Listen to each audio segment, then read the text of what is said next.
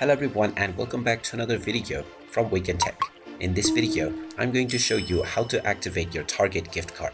So let's get started right away. First of all, open up your web browser and then in the address bar type in target.com and press enter. You will now be taken into the official Target website. Now if you haven't logged into your account already, you can click on the sign in button at the top right corner and proceed forward with your credentials.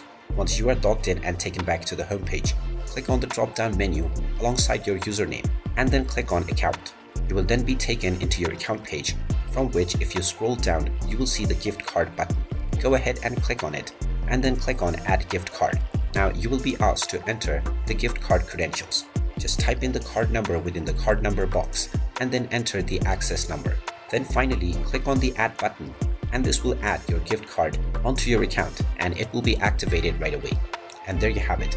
That is how easy it is to activate your gift card on Target. If you find this video helpful, make sure you hit that like button and subscribe to our channel if you haven't done so already. Also ring that notification bell to never miss another update from us. Thank you for watching and I will see you again in the next video.